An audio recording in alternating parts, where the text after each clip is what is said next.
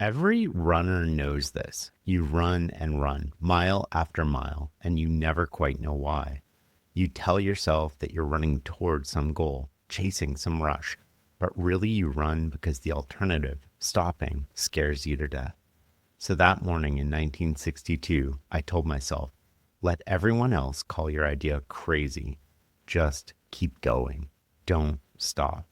Don't even think about stopping until you get there. And don't give much thought to where there is. Whatever comes, just don't stop. That's the precious, prescient, urgent advice I managed to give myself out of the blue and somehow managed to take. Half a century later, I believed it's the best advice and maybe the only advice any of us should ever give. That was an excerpt from the book I'm going to talk to you about today, which is Shoe Dog by Phil Knight. Today, Nike looks inevitable, but for nearly 2 decades, this company almost died daily. It was that close. 2 banks dumped him. His only supplier tried to replace him. The FBI opened an investigation. The government hit him with a customs bill larger than their revenue. And that's not all. Phil's inner monologue during these years is extraordinary. He swings between extremes, beating himself up in one moment and then positive affirmations of things he doesn't quite believe to keep him going. He was also a misfit, and I mean that in the best way possible. He's an introvert who bombed at selling encyclopedias. He surrounded himself with oddballs, a guy in a wheelchair, an obsessive letter writer, people nobody else would have bet on. He never praised them and often ignored them, but he trusted them completely, and they rewarded that trust by giving everything they had. Shoe Dog is one of the best business books ever written because it tells the truth about what building something actually feels like. Let's start with some of the lessons. Lesson 1, belief is irresistible. Phil Knight was a terrible salesman. He tried encyclopedias door to door and hated every moment. He was an introvert. He tried mutual funds next, and while he was slightly better, it was a job. And then he started selling Japanese running shoes out of the trunk of his car. And something strange happened. He couldn't stop selling them. Here's how he explained it. So why was selling shoes so different? Because I realized it wasn't selling. I believed in running. I believed that if people got out and ran a few miles every day, the world would be a better place. And I believed these shoes were better to run in. People, sensing my belief, wanted some of that belief for themselves. And then he writes a line I keep turning over for the rest of the book. Belief, I decided, belief is irresistible. You can learn all the sales techniques in the world. You can study persuasion. You can read every negotiation book, listen to every podcast. But if you don't genuinely believe in what you're building, people will sense it instantly. The reverse is also true. Genuine conviction is contagious. You stop persuading and start attracting. In my conversation with James Clear, he put it this way. If you're having fun, then you're dangerous. You're hard to compete with. And Phil Knight was having fun. He didn't pay himself for years. He wasn't in it for the money. Nike wasn't a job. It was him. I mean, just listen to how he closed his memoir. It's never just business. It never will be. If it ever does become just business, that will mean that business is very bad. Lesson 2, fail fast, but fight like hell not to. 2 words become Knight's internal mantra, fail fast. This is strange advice from someone who never actually fails. He comes close though. In fact, you could say he lived on the edge for over a decade. So what does fail fast really mean? Not what you think. Nike isn't celebrating failure. He desperately does not want to fail. You feel it on every page of his memoir. Throughout a lot of the book, he's holding himself together with positive affirmations he doesn't fully believe, coaching himself through one crisis to the next. But he does something the Stoics would recognize. He thinks about the worst case. The reason you do this isn't about pessimism, it's about changing your relationship with fear. Listen to how he does this. If Blue Ribbon, which is the precursor to Nike, went bust, I'd have no money and I'd be crushed, but I'd also have some valuable wisdom, which I could apply to the next business. Wisdom seemed an intangible asset. but an asset all the same, one that justified the risk. He imagines the worst outcome, thinks about it, and says he'd be okay. In fact, if it happened, it would just be tuition. Fear is the real enemy. Fear is the thing that stops you from getting where you want to go. It clouds your judgment at the exact moment you need clarity most. Knight nails this later in the book when he says, when you see only problems, you're not seeing clearly. By accepting the worst case scenario up front, he took away its power. Fear stopped blinding him, letting him see what was in front of him instead of what his anxiety invented.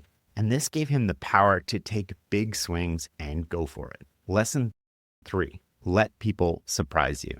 Phil's approach to people was unorthodox. In fact, some would have called it outright neglect. He hired oddballs. Consider Jeff Johnson, his first real salesman.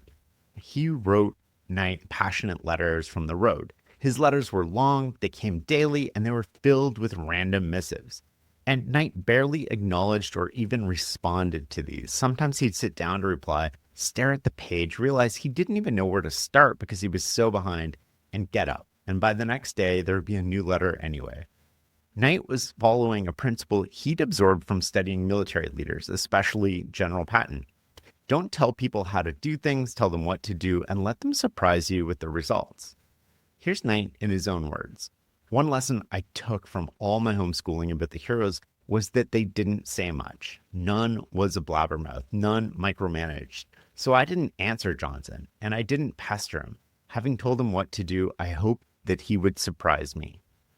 Sit with that last line for a second. Having told him what to do, I hoped that he would surprise me. This is the difference between managing and leading. If you tell someone how to do something, you cap the upside at your own imagination. But if you tell them what to do and you leave them alone, there's room for their imagination. They could surprise you. His people rewarded that trust with devotion. They called themselves butt faces, a name from their brutally honest retreats where no idea was sacred and everyone was fair game. They were a band of misfits who would walk through the fire for the company. Not because Nike paid them well, he didn't for years. Not because he praised them constantly, he wasn't the type. They did it because he saw something in each of them that the world had missed. He bet on them when nobody else would. There seems to be two competing worldviews around trust. Some people think that you earn it, and some people think that you give it. And in this case, Phil gave it generously with real responsibility and real autonomy, and people moved mountains to prove him right. Knight's team didn't just work for Nike. They were Nike. Lesson 4, make work play. Everyone talks about work-life balance, but Knight wanted the opposite. Listen to what he writes here. I was putting in 6 days a week at Price Waterhouse, spending early mornings and late nights and all weekends and vacations at Blue Ribbon. No friends, no exercise, no social life. And wholly content. My life was out of balance, sure, but I didn't care. In fact, I wanted even more imbalance, or a different kind of imbalance. I wanted to dedicate every minute of every day to Blue Ribbon. And I'd never been a multitasker, and I didn't see any reason to start now. I wanted to be present always. I wanted to focus constantly on the one task that really mattered. If my life was to be all work and no play, I wanted work to be play. 2 lines in there deserve a second listen. First, I wanted even more imbalance. He's obsessed. This isn't hustle culture porn. This is someone who found their life's work. Work is life and life is work. And second, if my life was to be all work and no play, I wanted work to be play. This connects directly back to belief. When you believe deeply in what you're building, the boundary between work and play dissolves. You're not forcing discipline. The work is pulling you forward. Lesson 5, the goodbye test. Phil writes one of the most quietly powerful lines in the book about the woman he's dating, his future wife, Penny. And he says, the single easiest way to find out how you feel about someone is to say goodbye. He meant it about love, but the principle applies everywhere. Brad Jacobs has a framework for evaluating your team. He calls it ABC. When a C player tells you they're leaving, you feel relief. When a B player says the same thing, you think, we'll miss them, but we'll manage. But when an A player walks into your office and says they're done, you feel a pit in your stomach. You do almost anything to keep them. That gut response tells you the truth about how you feel. You don't always know what someone means to you while they're there. You find out when they're gone or when you imagine them gone. And this applies to everyone from co-founders to employees and friends. If you want to know who really matters to you, run them through the goodbye test. Lesson 6, one thing. Phil was always overwhelmed. There were too many crises, too little cash, and not enough hours in the day. But he had a discipline that carried him through all of it. And he writes, I wanted to focus constantly on the one task that really mattered. His team adopted the same principle. Each of us found pleasure whenever possible in focusing on one small task. One task, we often said, clears the mind. Knight didn't want to just tackle every problem at the same time. He focused on the most important ones and ignored everything else. This episode is brought to you by Accenture. When your advertising operations fall out of sync, everything else follows. Spotify and Accenture are working together to reinvent the rhythm of ad sales, using automation, analytics, and smarter workflows to simplify campaign delivery and access better data across the business. The result? Less time spent on operations, more time connecting brands with the moments and fandoms that matter most. Learn more at accenture.com/Spotify. When you need to build up your team to handle the growing chaos at work, use Indeed Sponsored Jobs. It gives your job post the boost it needs to be seen and helps reach people with the right skills, certifications, and more. Spend less time searching and more time actually interviewing candidates who check all your boxes. Listeners of this show will get a $75 sponsored job credit at Indeed.com/podcast. That's Indeed.com/podcast. Terms and conditions apply. Need a hiring hero? This is a job for Indeed Sponsored Jobs. And there's one other detail that stood out about his focus. When things were toughest, he deliberately directed his attention to what was working and not what was broken. He forced himself to focus on the good. Okay, that's the setup. A misfit with a crazy idea, 1,000 borrowed dollars, and the kind of obsession that makes balance irrelevant. Now let's get into what he built. So it's 1962. Phil is 24 years old, sitting in his father's TV room in Portland, waiting for a commercial break during Wagon Train. He's rehearsed what he wants to say for weeks, but he's nervous because what he's about to propose sounds insane. So, Dad, you remember that crazy idea I had at Stanford? The crazy idea came from a research paper. Phil was a runner, good enough to compete at the University of Oregon under a legendary coach named Bill Bowerman. So he knew running shoes, but he was also a business student, and he'd noticed something. Japanese cameras had recently blown apart the German-dominated camera market. They were much cheaper and just as good, if not better. So his paper asked a simple question. Could Japanese running shoes do the same thing to German running shoes? At the time, Adidas and Puma owned that world completely. At the 1960 Rome Olympics, 75% of track and field athletes wore Adidas. If you were a serious runner in the 60s, that's what you wore. So Phil presented his idea to his classmates with passion and intensity, and they responded with what he called labored sighs and vacant stares. His professor gave him an A, but nobody else cared. But Knight couldn't stop thinking about it. When the commercial hit, he laid it on thick. Remember how we talked, Dad? How I said I wanted to see the world, the Himalayas, the pyramids, the Dead Sea, Dad, the Dead Sea. Well, haha. I'm also thinking of stopping off in Japan, Dad. Remember my crazy idea, Japanese running shoes? It could be huge, Dad, huge. Now, his father worshipped respectability. You go to school, you get a job, you buy a house, and you live a normal life. And what Knight was proposing was the opposite. Backpacking trip around the world to chase an idea about importing shoes. And then something unexpected happens. In the flickering light of the television, his father rocks forward in his recliner and says he's always regretted not traveling more when he was young. He says a trip might be the finishing touch to his son's education. Okay, he says. Okay, Buck, okay. So Phil thanks him and flees before the old man can change his mind. He arrives in Japan in November of 1962. The country is still rebuilding from the war. He takes a 7-hour train ride from Tokyo to Kobe, packed against strangers. He's going to meet executives at a company called Onitsuka, which makes athletic shoes under the brand name Tiger. They don't know he's coming. In fact, they've never even heard of him. So when he gets there, he's escorted into this conference room with 4 executives seated around a table. And they bow and he bows and everyone sits. And then one of them asks, "What company do you represent?" And panic sets in. He doesn't have a company. His mind races back to his childhood, to the blue ribbons he'd worn at track meets. "Gentlemen," he says, "I represent Blue Ribbon Sports of Portland, Oregon." Of course, Blue Ribbon Sports doesn't exist, but it will if they give him a chance. The only thing he has going for himself right now is an unwavering belief in what he's trying to do. And it's the same force that will create Nike. The executives feel his conviction, and it's contagious. He launches into his pitch.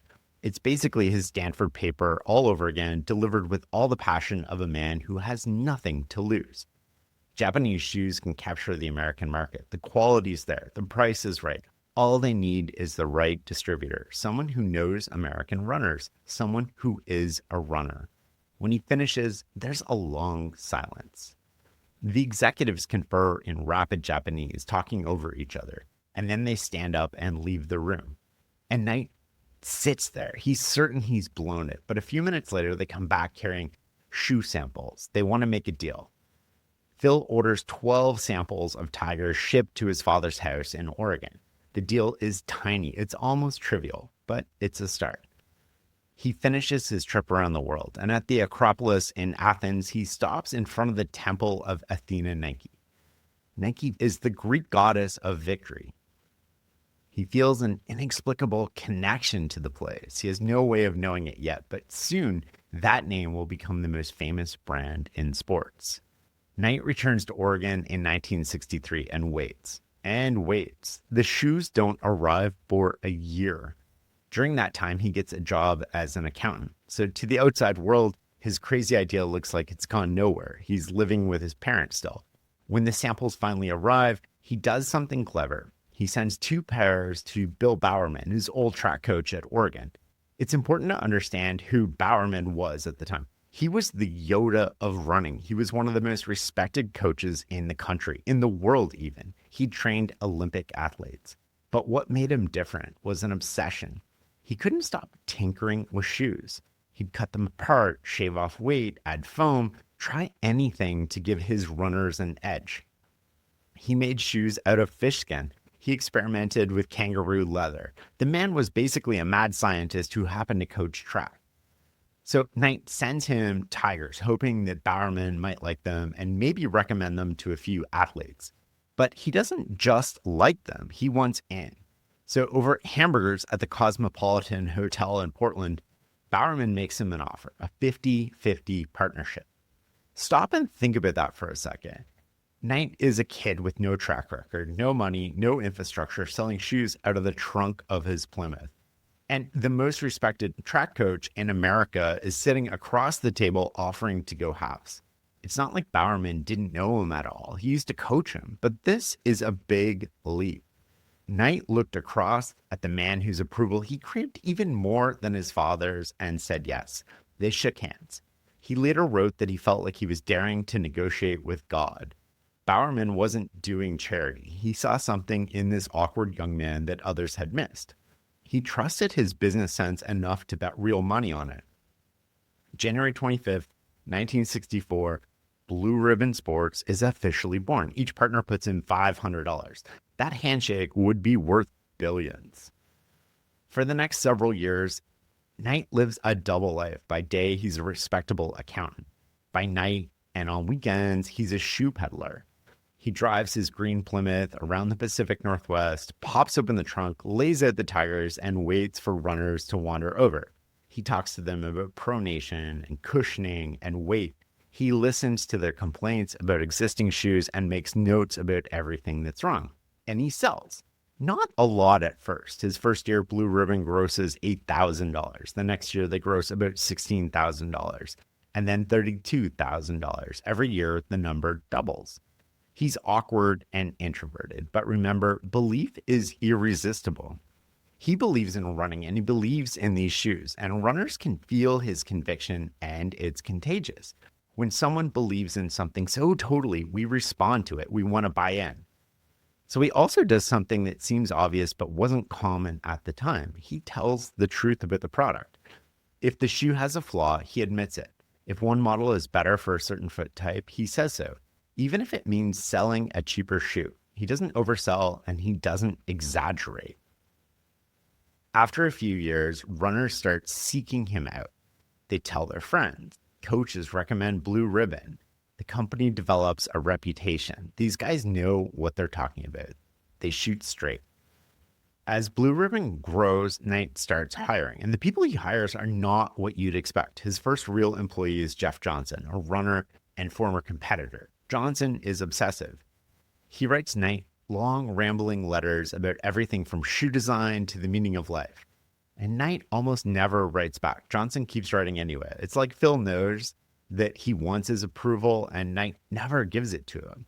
Then there's Bob Woodall, a runner who became paralyzed from the waist down after a freak accident. And Phil hires him without hesitation. And Woodall turns out to be one of the most resourceful people in the company. And then there's Hayes and Strasser, one by one the oddballs and misfits who didn't quite fit anywhere else, but at Blue Ribbon, they fit.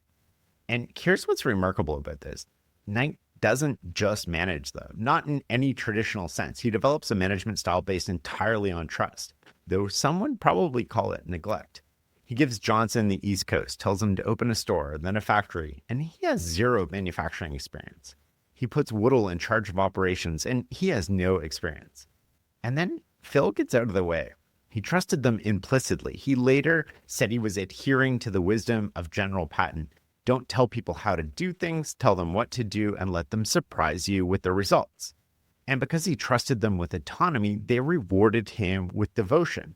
They were a band of misfits who would walk through fire for each other and for the company. And not because he paid them well, because he didn't, at least not for years.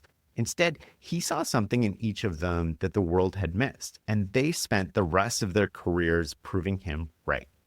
And while Knight was off building his team, Bowerman was doing what Bowerman always did. He was tinkering. And one Sunday morning in 1971, he's having breakfast with his wife, and he can't stop staring at her waffle iron. And he has an idea. What if he poured rubber into it? What if those little waffle squares became treads on a shoe sole? So he grabs the waffle iron, takes it into his workshop, and starts experimenting. And of course, he ruins the waffle iron. Well, his wife is not happy. What comes out of that experiment totally changes the company. The waffle sole grips the ground better than anything on the market. It works on grass, on track, on pavement, all without adding weight. It's the kind of idea that seems obvious after someone else does it, but nobody had done it. It took a guy who looked at his wife's kitchen appliance and thought, running shoes. And the sole becomes the foundation for the waffle trainer, which helps fuel the running boom in the 1970s. It's their first product that isn't borrowed from somebody else's factory. And years later, that destroyed waffle iron is recovered from a garbage pit. And today it sits on a display case at Nike headquarters, proof that innovation doesn't require an expensive lab or a big budget. Now, here's where the story gets dark. Throughout the late 60s and early 70s, Blue Ribbon grew fast. Sales doubled every year. They can't keep up with demand. Phil Knight's philosophy is life is growth. You grow or you die, but growth is killing them. The business model is brutal. Knight has to pay for shoes from Japan months before he can sell them in America. So he's constantly borrowing, placing orders he can barely afford, and then scrambling to sell enough to pay back the loans before the next shipment arrives. It's a treadmill and it's speeding up. Meanwhile, his supplier turns hostile. Onitsuka sees how well he's doing and starts asking the obvious question, why do we need a middleman? They begin looking for ways to cut Blue Ribbon out entirely.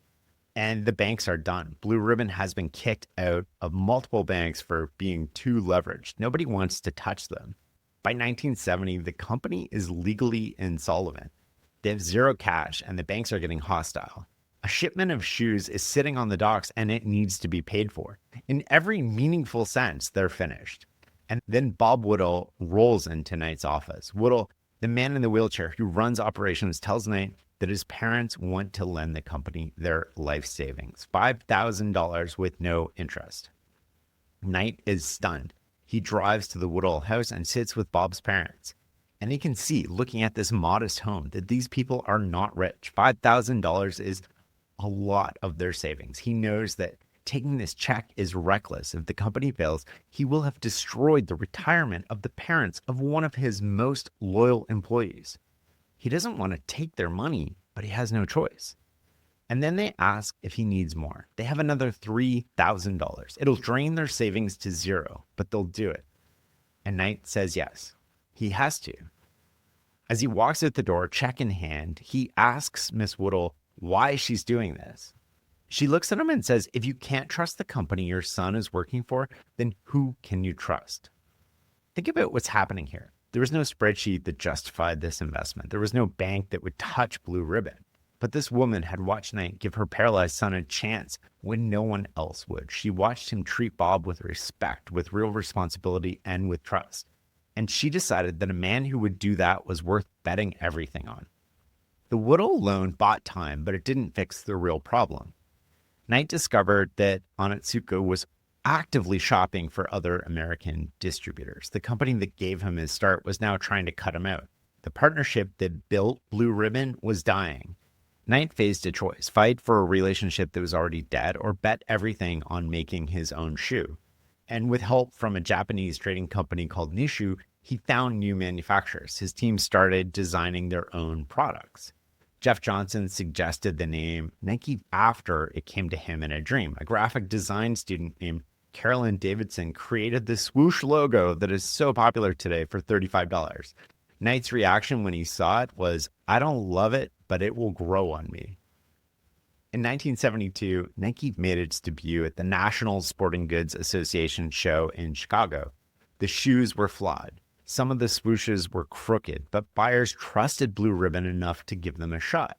People didn't buy the shoes because they were perfect. They bought them because they believed in the people behind them. So Nike was born, but the worst crisis was still coming. Nishu provided financing when American banks wouldn't, buying shoes from the factories up front, so Nike could use his cash to actually run the business. Their incentives were perfectly aligned. The more shoes that Nike sold, the more Nishu earned. It was a true partnership. But then the Bank of California pulled the plug. They'd had enough of his aggressive borrowing. They fired Nike as a client, and then they did something worse. They referred the account to the FBI because they suspected fraud. Without bank financing, the company would collapse within weeks, and now Knight might face criminal charges on top of it. He had one option: Nishu. But there was a problem. He had been using Nishu's money to secretly fund a factory in New Hampshire. He built it to reduce his dependence on Japanese manufacturers, and it was a smart long-term move, but it was also a clear violation of his agreement with Nishu. He gambled he could get away with it, and now he'd have to get caught.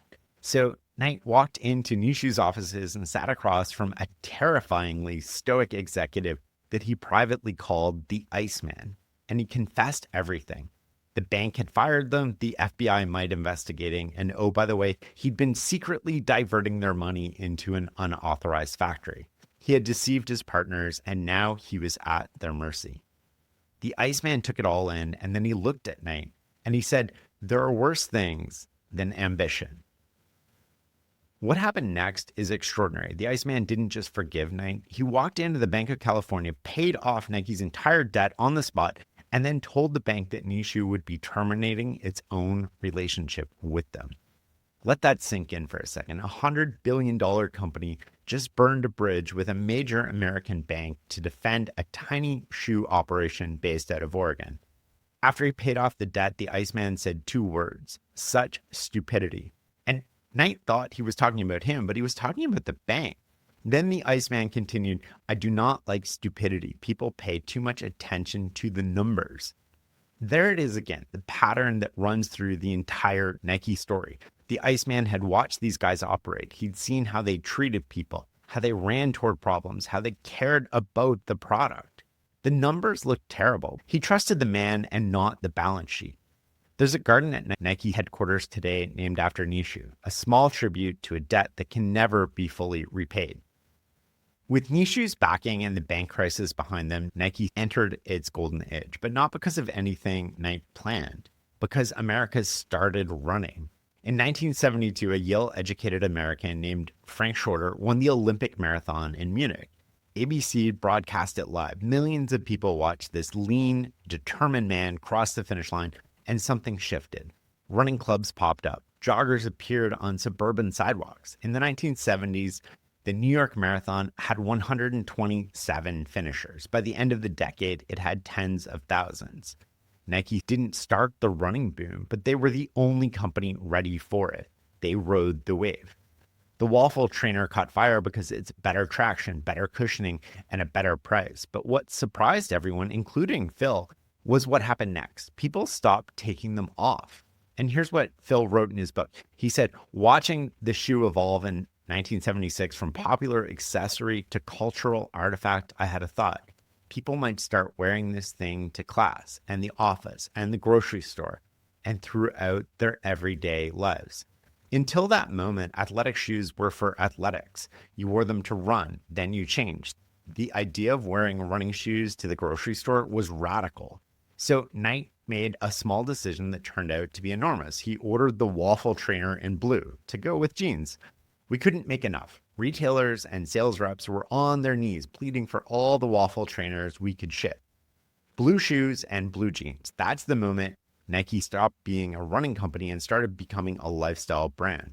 They weren't just selling performance anymore. They were selling identity. They also realized the power of athlete endorsements. And then, as in now, they went after the best. They landed Steve Prefontaine. At the time, Pre had every American record from 2,000 to 10,000 meters. He was brash, rebellious, and utterly devoted to the sport. He didn't just wear Nike, he was Nike. Phil Knight later called him the soul of Nike. But when Pre died in a car accident in 1975, at just 24, the company was devastated, but his spirit became part of their DNA. There's a building at their campus today named after him, and even a statue. And at the end of the 1970s, Nike sales hit $270 million. They'd captured half of the American athletic shoe market. They'd passed Adidas in the United States. A handshake and $1,000 had turned into the biggest name in American sports. But growth created its own problems. The bigger they got, the more cash they consumed. And the more cash they consumed, the more vulnerable it became to forces beyond its control. Just when Nike found its footing, its competitors found a weapon. The established American shoe companies had watched this upstart from Oregon eat their market share for a decade. They couldn't beat Nike on product, and they couldn't beat them on price. So they went to Washington. They dug up an obscure customs rule that let the government recalculate import duties, not based on what Nike actually paid for shoes overseas, but what on similar American-made shoes sold for domestically. The difference was enormous, and they got it applied retroactively. The customs bill was $25 million. Nike's entire revenue at the time was $24 million. The government was demanding more than the company earned in a year. Phil was furious. Nike hadn't broken any law. The shoes were imported legally. Duties were paid correctly at the time. This was a retroactive rule change, weaponized by competitors who couldn't win in the market. So they tried to win in a bureaucracy. For the first time, he went political. He hired lobbyists. He ran TV ads. He argued this wasn't about protecting American jobs. It was about protecting American companies from competition. The battle dragged on for years, and Phil Knight described it as one of the most stressful periods of his life, which, given everything else he'd survived, tells you something. There were moments he believed they would lose, that this arbitrary bureaucratic weapon would accomplish what banks, suppliers, and the FBI had all failed to do. Nike eventually settled for $9 million, still a staggering sum at the time. The customs war taught Phil Knight something every successful founder eventually learns. Winning creates enemies. The people who can't beat you in the market will try to beat you in court, in the press, in the halls of government. Success doesn't end the fight. It changes the arena. But the war also forced a decision on the butt faces, one that they had resisted for years. Nike needed a war chest. It needed resources to survive whatever came next. The company that had been built on a handshake and loyalty was about to go public. On December 2nd, 1980, Nike went public at $22 a share. By the end of its first day of trading, the company is valued at hundreds of millions of dollars. Phil Knight, the kid who borrowed $1,000 from his father to chase a crazy idea, halfway around the world is worth about 170 million on paper. But he doesn't describe that day as a triumph. He describes it as a kind of death. The scrappy, trust-based company he built was now a public corporation. The butt faces would answer to analysts. He gathered his original team, the misfits who'd built this thing with him, and they sat together in silence. They'd won. They'd actually won, but something was ending too. Phil Knight writes, I wanted to build something that would last, but I also wanted to build something that would stay small enough to feel like family. You can't have both.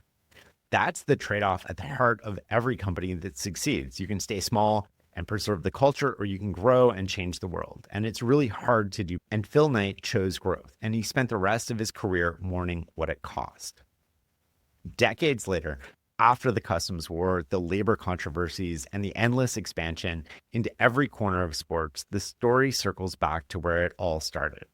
In 2005, LeBron James asked for a private word with Phil Knight. Nike had signed LeBron as a teenager before he had played a single professional game. Millions of dollars on an unproven kid from Akron, Ohio. And LeBron handed Phil Knight a gift. It was a Rolex from 1972, the year Nike was founded. And engraved on the back, it said, "With thanks for taking a chance on me." Phil Knight stood there holding that watch, and the whole journey collapsed into a single frame. His father took a chance on him when the crazy idea made no sense. Bowerman took a chance over hamburgers at the Cosmopolitan Hotel. Bob Woodall's parents handed over their entire life savings with no interest. Nishu paid off his debts when the FBI was circling, and now LeBron was thanking Phil Knight for doing the same thing all the people had done for him. The crazy idea only worked because people trusted the man crazy enough to pursue it. And Phil Knight spent his entire career trying to be worthy of that trust. Not always perfectly, not always gracefully, but relentlessly. That's the lesson of Phil Knight. That's the lesson of Nike. Thank you for listening and learning with me. I'll see you next week.